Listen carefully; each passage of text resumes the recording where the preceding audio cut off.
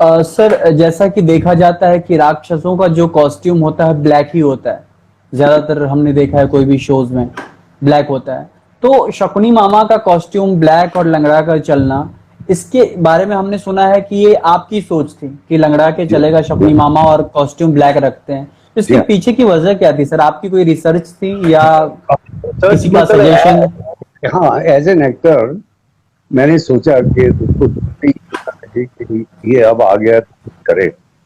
एक श्रूड आदमी का राइट फ्रॉम बिगिनिंग एक बेसिक उसका अगर एटीट्यूड पता लग गया तो आप उसके कैरेक्टर के साथ लोग जुड़ जाते हैं ज्यादा, जो कि आपने देखा। तो मेरे ग्रैंडफादर पिताजी बहुत बड़े स्कॉलर थे अपने जमाने के। तो उन्होंने मुझे बताया था, मैं बहुत बच्चा था, कि बेटा मैग्नेट एंड बैड मैग्नेट जो है, गुड मैग्नेट जो है अट्रैक्ट करता है, बैड मैग्नेट डिस्ट्रैक्ट करता है। तो आप गुड मैग्नेट बनो, बैड मैग्नेट बन बनो, लोग आपसे भागेंगे। और अच्छे मैग्नेट बनोगे तो लोग आपसे अट्रैक्ट होंगे, they will want to be your company, they want to be near you. तो वो दिमाग जी। एक। नंबर टू, फिर उन्होंने बताया कि देखो जो श्रूड होता है, बड़ा खड़ूस होता है, तो भगवान कोई ना कोई हल्का सा डिफेक्ट उसको दे देता है। तो वो श्रूड आदमी के डिफेक्ट जब मैंने सुना, गर्दन छोटी, एक आंख से काना होता है, यहाँ टूडला होता है, लंगड़ा होता है, वो उस जमाने की सोच है। मैं आज से 60-70 साल पहले, 60 साल पहले की बात कर रहा हूँ। तो उस जमाने की सोच ऐसी थी। आजकल तो लोग बोलते हैं ना कि स्पेशल है आदमी और ये वो सब, मतलब नए उसके वाक्य निकल आए हैं। लेकिन उस जमाने में सोच नहीं थी। तो उस सोच को मैंने चोपड़ा साहब से और रवि साहब से और डॉक्टर राही मासूम से शेयर किया। मैंने कहा ऐसे ऐसे मेरे पिताजी कहा करते थे, तो मैं इसको लंगड़ा बनाना चाहता हूँ, क्या? तो उन्होंने कहा करके बताओ। जब करके बताया तो उनको पसंद आया, और वही आप लोगों को भी पसंद आया। और बाकी काली ड्रेस मैंने इसलिए बनाई थी कि उसका कालापन पहले से ही झलक जाए कि ये आदमी जरा बुरा है। हालांकि वो, मैं नहीं समझता कि वो बुरा था, क्योंकि उसकी बहन के साथ नाइंसाफ हुआ था, उसके भतीजे के साथ, भांजे के साथ नाइंसाफी हुई थी। तो उसके हृदय में तो चोट लगी हुई थी। तो इस वजह से मैं उसे गिल्टी नहीं समझता।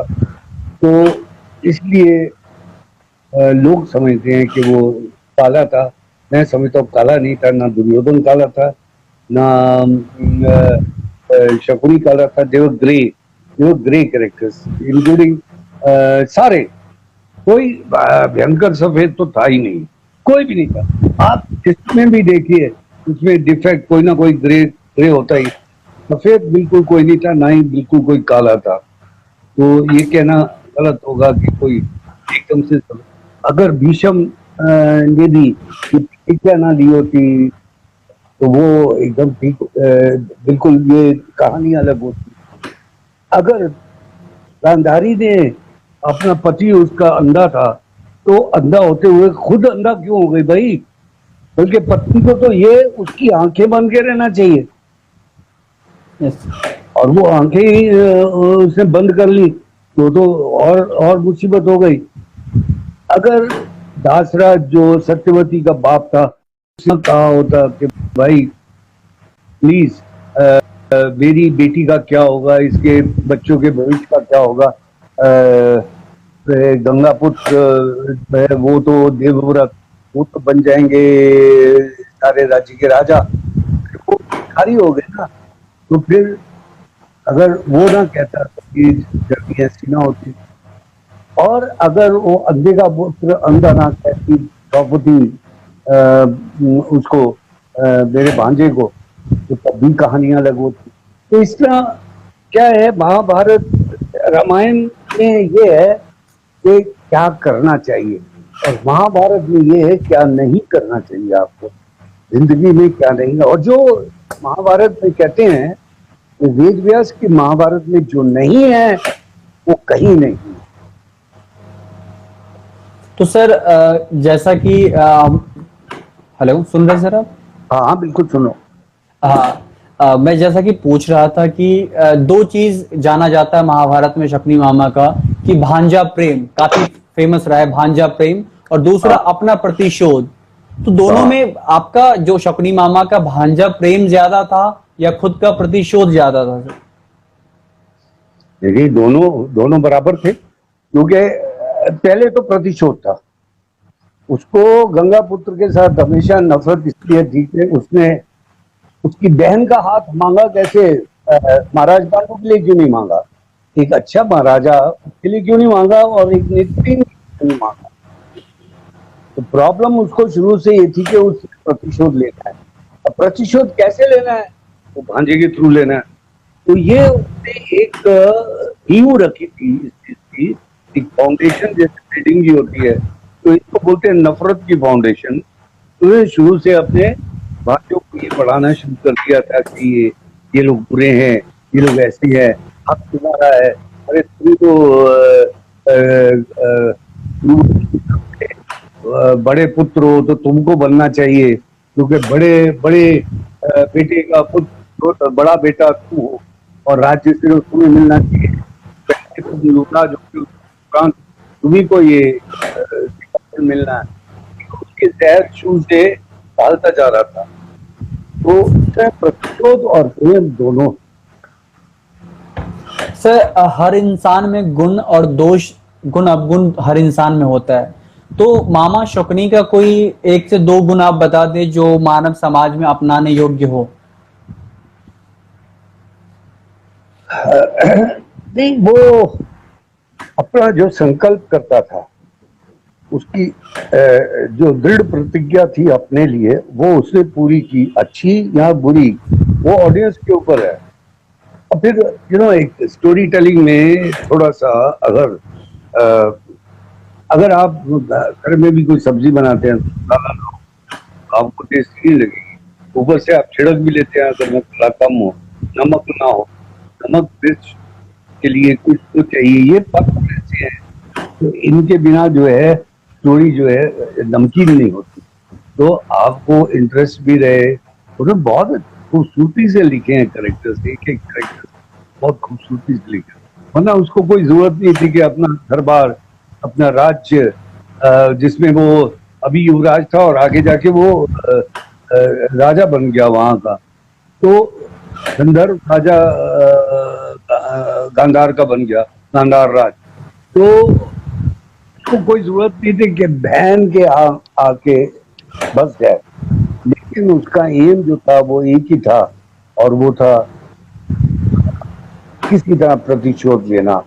तो ये आई थिंक उसकी बहुत बड़ी खूबसूरती थी। बहुत सर, हस्तिनापुर को योद्धाओं और देवताओं की धरती माना जाता है, पहले भी अभी भी हमेशा माना जाता रहेगा। ऐसे में शकुनी मामा का कौरवों के साथ मिलकर पांडवों को अधर्म के सहारे लड़ने पर विवश करना पांडवों को कितना सही था? मैं बीच में कट गया आपका, क्या बोल रहे?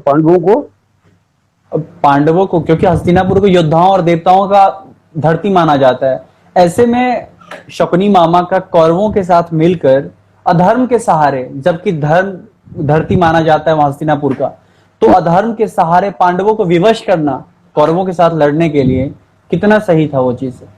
ये तो धर्म आप कह रहे हैं ना, आप उनके पॉइंट ऑफ व्यू से सोचिए। शकुनी और दुर्योधन, उसकी क्या गलती थी? वो बड़े राजा का बड़ा बेटा था, तो राज्य तो उसको मिलना चाहिए था। अगर उसका बाप अंधा था तो उसको उसकी पनिशमेंट क्यों मिले? तो वो तो अपनी तरफ से तो अपना धर्म ही कर रहा था ना। तो एक बात याद रखिए कि ये बड़ा हिस्ट्री है ना, वो हमेशा विनर लिखते हैं। तो जो विनर्स हैं उन्होंने जैसा लिखा है वो वैसा है जी। बाकी वो अपनी तरफ से, मैं समझता हूँ कि शकुनी तो हीरो था, जो उसने कुछ पाप नहीं किया। अपनी बहन की अगर कोई रखवाली करना चाहता है और उसको गलत हाथों में नहीं पड़ने देना, वो अंधे के साथ आप कर लेते, कोई भी कर लेता, वो अंधे के साथ जीजा बना लेता अपना, तो नहीं, पॉसिबल नहीं था। और फिर अगर अगर वो शादी हो भी गई, फिर उसकी बहन की जो संतान होती तो उसको भी अगर राज ना मिलता तो कैसा लगता। तो इसलिए वो अपने लिए था, और अगर फाइट कर रहा था तो वो अपने अपने धर्म के लिए कर रहा था, अपने कर्तव्य के लिए कर रहा था। क्योंकि उसने जिस तरह प्यार किया था, मर के प्यार किया था अपने भांजे को, तो यहाँ भांजे ने भी उसको काफी प्यार किया। दोनों एक दूसरे के पार्टनर थे। तो उन्होंने अपनी तरफ से गलत नहीं किया, और अगर ना किया होता, अगर अगर मान लो हम वो दोनों पात्र ना होते या करण ना होता, इन्होंने अगर ये गलती ना की होती तो हिंदुस्तान में धर्म की जो बात ना होती। आज धर्म आया है क्योंकि इनके कारण। देखिए आप अगर रंग देखे, अगर काला सामने नहीं होता तो सफेद उभरता नहीं है। सफेद को उभारने दोनों के लिए, पहलुओं को देखा जाता हाँ, सफेद को उभारने के लिए काला चाहिए सामने, कंपैरिजन के लिए। तो ये तो है। अगर अधर्म ना हो तो धर्म का पता नहीं चलेगा, धर्म होता क्या है। तो इसलिए बहुत जरूरी है। अगर अगर रावण ना होता तो राम की इतनी महानता नहीं होती। अगर रामचंद्र जी को 14 बरस का वनवास ना होता, उनकी सेक्रीफाइस का इतना बड़ा जो है ना वो एक क्या कहते हैं एग्जाम्पल ना बनता। हाँ, तो ये बात जरूरी है कि आप अगर राजा हैं तो आपके सामने कोई बोलने वाला रहे। अगर आपके सामने सिर्फ पिट्ठू रहेंगे और चापलूसी करने वाले रहेंगे तो आप तो आंधे भी होगे और पहले भी होगे, आपने तो कुछ सुना ही नहीं। तो ये बहुत जरूरी है एक राजा के आसपास उसको सही बताने वाले कोई ना कोई, जैसे हमारे यहाँ धृतराष्ट्र को बताने वाले 2 व्यक्ति और भीष्म पितामह, लेकिन उनकी बात सुनता नहीं था क्योंकि पुत्र मोह बहुत उसमें फंसा हुआ था वो। तो ये बात